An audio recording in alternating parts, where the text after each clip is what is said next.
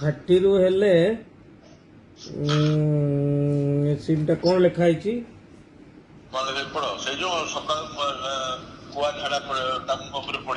ହଁ ସେଇଟା ତ ଟ୍ରାନଜିଟ ରେ ପଳେଇଲା ଟ୍ରାନଜିଟ ରେ ଗଲା ପରେ ନା ମୁଁ ତ ଗୋଟେ ଟ୍ରାନଜିଟ ରେ ଏମିତି ଭାବିଛି ସନରାଇଜ ହେଲା ଗୋଟେ କୁଆଟେ ହଗିଲା ତା ମୁହଁରେ ହେଲା କି ତାପରେ ଆମେ କାଟିଲେ ଗୋଟେ ଟ୍ରେନ ଟେ ପାସ୍ କରୁଛି ବୁଝିଲେ କି ଟ୍ରେନ ଟେ ପାସ୍ କଲା ଗୋଟେ ଚିତ୍କାରଟେ ଶୁଭୁଛି ହେଲା ମାନେ କହି ଚିତ୍କାରଟା ଶୁଣିଲା ବେଳକୁ ଟକି କଟୁ ଝିଅଟା ଉଠୁଛି ରିଆକ୍ଟ କରୁଛି ସେ ଯୋଉ ଘୁଅଟା ପାଇଁ ମାନେ ସେଠି ଚିତ୍କାରଟା କାହିଁକି ଲୋକ ଭାବିବେ କଣ ଏଇ ଯୋଉ ଟ୍ରେନଟା ପାସ୍ କଲା ଏଇ ଟ୍ରେନଟା ଚଢିଗଲା କି ତାଙ୍କ ଉପରେ ହେଲା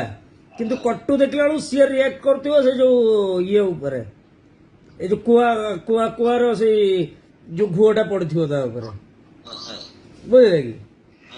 ଏ ଗୋଟେ ଛୋଟିଆ ଟ୍ରାନଜିଟ ମିଳିଯିବ ଆଉ ତ ସେ ସେଠୁ ଉଠିକି ଯୋଉ ଚିଲେଇବ ସେଇଠୁ ଟୋକାର ନିଦଟା ଭାଙ୍ଗିବ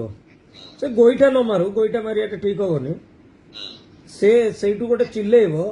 ସେ ଚିଲେଇବାଟା ଦିଟା ଜିନିଷକୁ ମିନ୍ କରିବ କୁଆଟା ହଗିଲା ପରେ ଗୋଟେ ଟ୍ରେନ ପାସିଂ ରେ ଗୋଟେ ଚିତ୍କାର ଶୁଭିଲା ସେ ଚିତ୍କାର ପରେ କଟୁ ଝିଅଟା ସେ ମାନେ ଘୁଅଟାକୁ ଦେଖିକି ରିଆକ୍ଟ କରୁଛି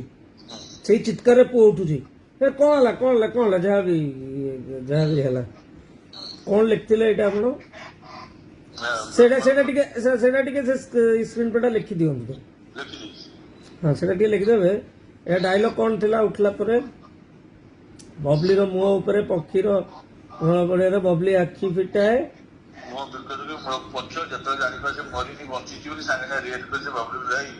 ହଁ ସେଇ ଚିତ୍କାରରେ ବଞ୍ଚିବାଟା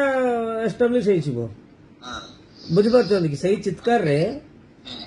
ବସିବାଟା ଏଷ୍ଟାବ୍ଲିଶ ହେଇଯିବ ତ